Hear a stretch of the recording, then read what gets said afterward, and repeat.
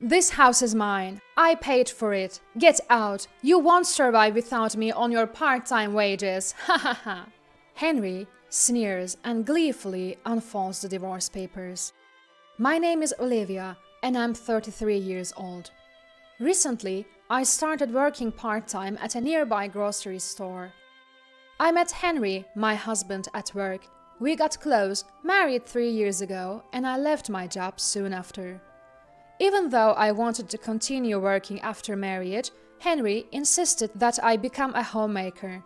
I reluctantly agreed, but couldn't shake off the desire to work again. After daily persuasion, Henry finally allowed me to work part-time. We want kids, but haven't been blessed yet. I wanted a pet and suggested getting a cat, but Henry hates them, so I gave up on the idea. Ever since I started working part-time, Henry criticizes everything I do. Did you go to work again today? The house is getting messy. Look at those wrinkled clothes. You're not keeping up with the chores. That's not true. I clean before going to work and the laundry is fine. What are you talking about? I've been managing everything perfectly. Henry retorts, the place looks dirty. Are you blind? And why is it always fried chicken? Can't you make something else?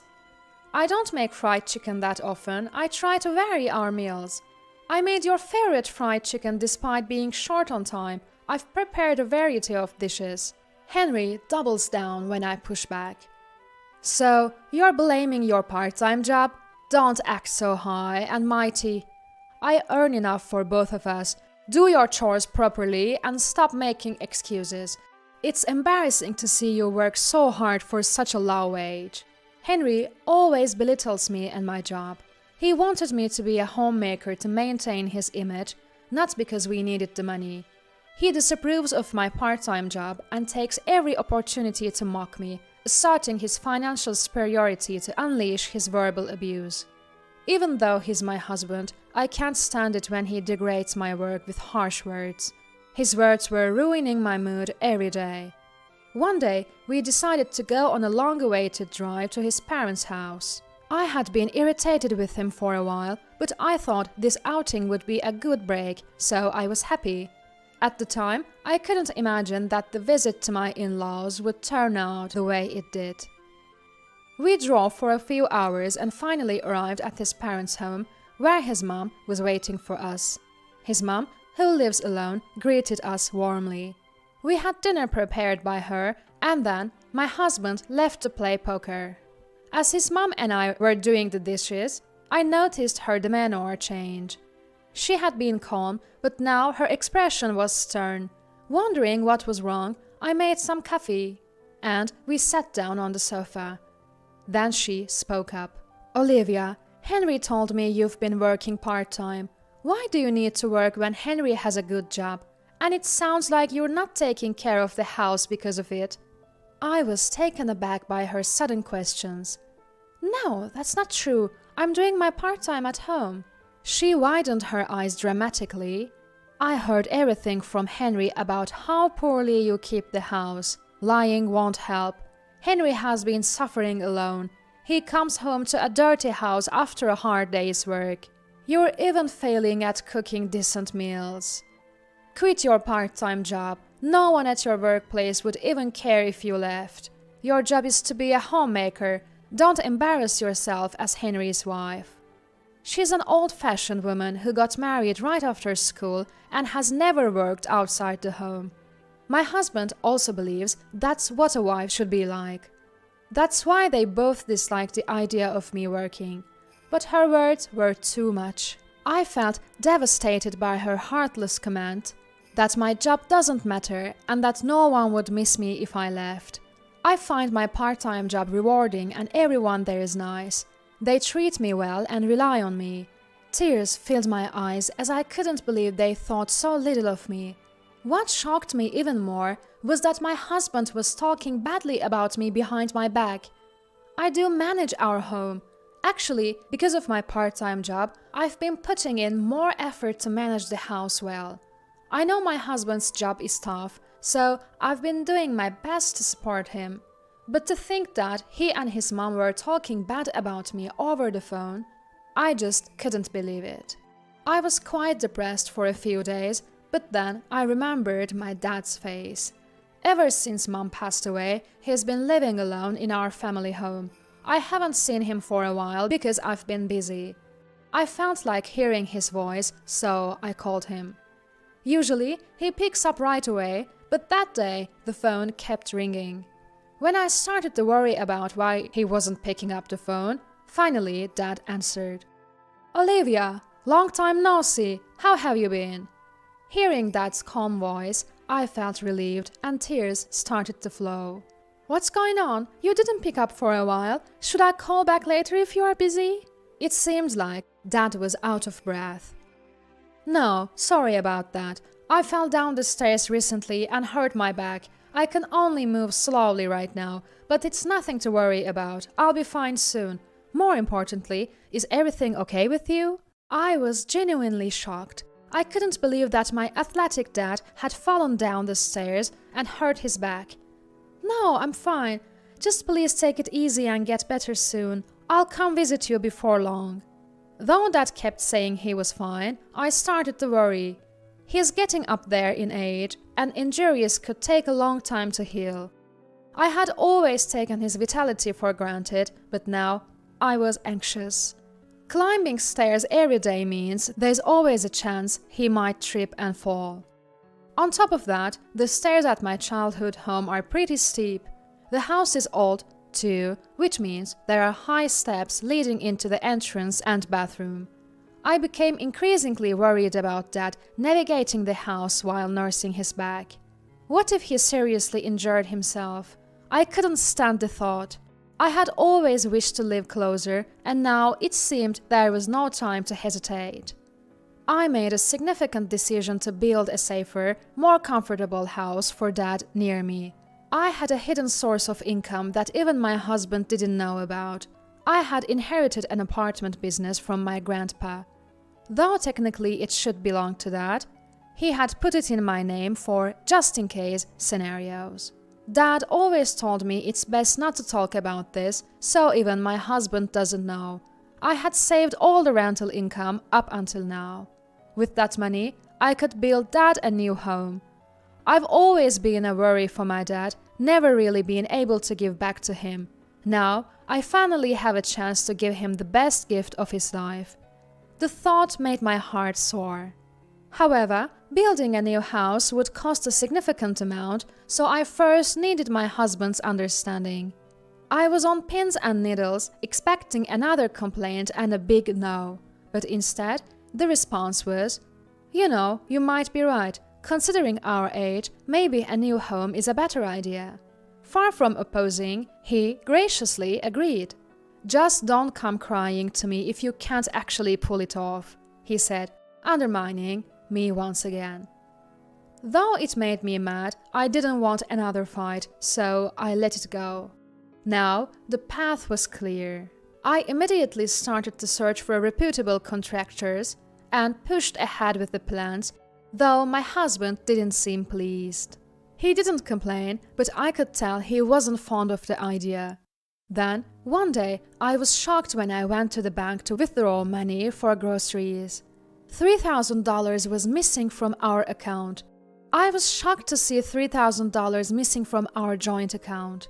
I didn't remember spending that much money. There was only one person who could have done this. It was hard to believe my husband would take money without asking, but the reality was that the money was gone. That night, I confronted him. "Hey, I went to the bank today and $3,000 was withdrawn from our living expenses account. Do you know anything about this?" My husband smugly replied, "I gave it to my mom. You were talking about building a house, right? You must be stashing money somewhere. What's the big deal with $3,000?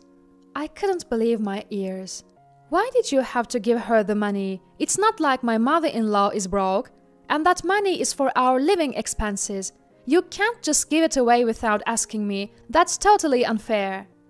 My husband snapped back. "What do you know about my mom? She said she's struggling. What's wrong with a son helping his mother? Besides, I earned that money. What I do with it is none of your business. If you're upset, go earn your own money part-time. See, you've got nothing to say. don't ever complain about what I do again," he shouted and stormed out of the room. I had always believed that even if my husband had a bad temper, he wouldn't betray me. It would have been better if he had just discussed giving money to his mother with me. Perhaps there was another way, and this fight could have been avoided. Was it that he thought I would object? Or did he not trust me? I felt like our marriage was getting worse, not better. The next day, my husband acted like nothing had happened and went to work. I didn't want to argue anymore, but the bad feeling lingered. Finally, our new home was completed.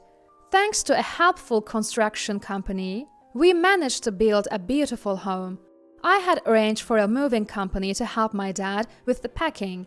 Everything seemed to be going well. With just 2 weeks left until the moving day, I was brimming with joy at the thought of honoring my parents in the home I built. The plan for the big day was to go to the new house with my husband to help my dad unpack. But when we sat down to discuss the day's schedule, my husband dropped an unbelievable bombshell. "Hold on, that house isn't for your dad. I'm giving it to my mom. I have the right to decide who lives there." I was stunned. "That house is for my dad. I built it." Rushing my words, he retorted, "You, working part-time, could never afford to build a house. I built that house with my money." He seemed to genuinely believe he had paid for the house. Was his agreement to build the house, in the first place, because he intended it for his mother, not my dad? His behavior was appalling. Now, I had to prove that the house was built with my money. I had no choice but to reveal the rental income I had been silently earning. When I told my husband about my decision, he didn't believe me. "You're making up a crazy story just to get the house the way you want it. Why not come up with a better lie while you're at it?" And no one believed me, so my husband stormed off somewhere. I didn't know what to do, but I figured the only option was to keep explaining until they understood. With that thought in mind, I anxiously awaited his return, and when he finally came back, he looked furious. Then he blurted out, "You are trying to scam me," he yelled. "Saying you built the house. That's my house. I built it. Pack your bags and get out. You won't survive on your part-time job salary. Ha ha ha." I was stunned, at a loss for words. It was too much, too fast. I had built that house, and being told to leave was shocking. "Sign this and be gone by tonight," my husband said, throwing the divorce papers on the table and walking away. His part was already filled out. After mocking me all this time, pushing a divorce paper in my face like I'm beneath him, that's just despicable. He must have done this awful act to bring me to despair. He probably thought that by bringing up divorce, I'd back down and let his mother move into our home. Sadly for him, I have enough income to sustain myself even without him. I reached my boiling point. I signed the divorce papers and left, heading to my dad's place with all my stuff. Dad was surprised but welcomed me warmly. "Come on in." After I told him everything, he patted me on the back. "Then let's live together in a new home. I'd be happier that way." He said just that. Moving day came and everything went smoothly, probably because my arrival sped up preparations. Although it felt eerie how my husband didn't make a fuss despite all his previous claims about the house being his, I tried not to think about it. Then, a few days into my new life with Dad, something unbelievable happened. Curious about the noise outside, I looked out the window. A moving truck had parked right in front of our house. Turns out, this is their new home. When I asked what was going on, I learned that my husband was the client and he'd be arriving with his mother soon. My dad and I already live in this house, and it looks like he's planning on moving in uninvited. We're already divorced, so he's practically a stranger now. We don't want him barging in. His pushy attitude creeped me out, so I told the movers to halt and rang up the police after consulting with my dad. After explaining the situation to the officers, they confirmed that not only did he have no right to live here, but even stepping foot inside against my will was illegal trespassing. Just then, my husband and mother-in-law strolled in, all relaxed. Upon seeing the police officer, they both started to panic and get flustered. It seemed like it finally dawned on my husband that I had built this house. But between a panicking mother-in-law at his side and a barrage of questions from the officer, he had already lost his composure. "Why can't I live here? What's going on?" He raised his voice, desperately trying to resist. Watching my husband act like that, I felt done dealing with him, but to protect me and my dad, I quietly handed my trump card to the police. Thanks to the cops, the situation was diffused. But he found himself in a pickle. He had already given up his apartment, so now he was stuck with a ton of belongings and nowhere to go. I was worried about my husband's repeated verbal abuse, or in other words, evidence of domestic violence. For quite some time, I couldn't stand his harsh words anymore. I'd planned to get back at him someday, so I installed surveillance cameras around the house and recorded everything. The footage showed me diligently doing housework and my husband relentlessly hurling unreasonable insults. Thanks to this evidence, I managed to corner him even further. I hired a lawyer and initiated a lawsuit, eventually securing a financial settlement in the divorce. My husband spent all his savings, the money from selling the family home and the settlement money on moving and compensating me. Now, it seems he's living in a rundown apartment with his mother. Word spread quickly at his workplace. Colleagues who noted something off about his character started to distance themselves, leaving him isolated and scorned by everyone in the company. As for me, I finally got the cat I've always wanted. Dad's back is much better now. And we are even talking about taking a trip with the cat. I also used the settlement money to start a business that sells cat-related products. While the initial phase had its ups and downs, the customer base has slowly grown and the business is doing well. Life is peaceful and genuinely enjoyable every day. I never thought the steps I took for Dad's well-being would also lead to my own happiness. I truly feel it was the right decision. And there's another recent development that's made me happy. There's a man who frequently visits my shop and always has delightful conversations with me. He is a wonderful person, kind to both people and cats. We've planned to go for a drive together soon. I'm going to live my life freely and joyfully. The anticipation of new happiness ahead has my heart soaring.